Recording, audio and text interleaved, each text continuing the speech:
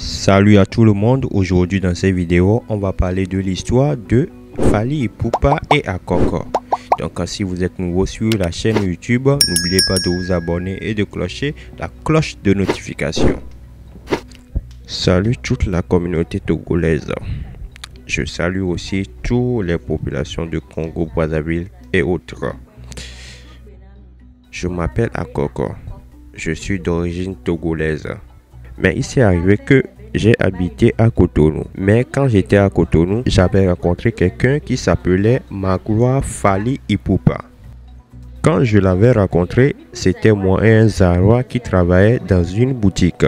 Comme je ne pouvais pas cacher ce qui se passait à mon ami Zaïwa, parce que je le connaissais lié à lui, donc ce gars qui venait chez lui ici me draguait. Donc un jour, l'ami m'a appelé et me disait que son ami Fally Ipupa ne pouvait pas me trahir, que c'est une bonne personne. Donc après quelques discussions avec mon ami, j'ai décidé qu'on soit ensemble. Mon ami s'appelait Hugues, moi je m'appelais Akoko. Là on travaillait et moi aussi de mon côté, moi et Fally Ipupa, on était ensemble. Donc lui-même m'avait ramené chez moi au village. 3 jours après, il revient pour m'annoncer qu'il repart pour le Congo. Je lui ai connu en tant que réfugié. Moi et lui, on a trop souffert. Il n'y avait pas l'argent, il n'y avait même pas à manger. Il me disait d'être courageux, que ça ira. Aimer quelqu'un, c'est souffrir avec lui. J'étais tombé enceinte. Il était même venu voir ma mère. Je n'avais personne. Ma mère lui demanda qui il était. Comme il ne pouvait pas venir directement au village, je lui ai dit de m'attendre, je viendrai l'accompagner pour venir au village. Et effectivement, il était venu.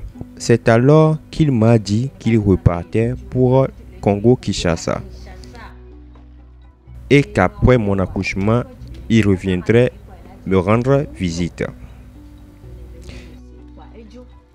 Depuis ce jour-là, je n'ai plus eu de nouvelles de lui. J'ai accouché 2 triplés. Mais 8 jours après, l'un des triplés est mort. C'était mon premier accouchement et je ne savais pas comment m'occuper d'eux. Les 2 autres ont survécu, mais jusqu'à aujourd'hui, je n'ai jamais revu cet homme. Ma mère est décédée. Je ne voulais pas que mes 2 enfants connaissent la même souffrance que moi. Alors, je les ai envoyés chez mes tantes au Nigeria. À un moment donné, leurs tantes m'ont appelé pour me dire que mes enfants demandaient d'après leur père. Pour les camins, je leur mentais. Un jour, je l'ai vu à la télé, en train de chanter une chanson, Yamboyo. Je me suis dit, ce n'était pas lui, mais j'ai lu son nom à l'écran. J'ai essayé plusieurs fois de le contacter, mais jusqu'à aujourd'hui, je n'ai pas eu de réponse. J'avais raconté l'histoire à un de mes oncles en France. Il disait qu'il ne pouvait pas accepter cela et qu'il devrait faire quelque chose.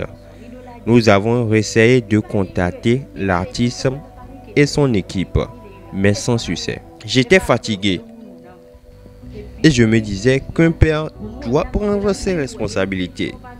Une mère ne doit pas souffrir seule pendant des années pour ses enfants. Ce sont aussi ses enfants, il doit penser à eux.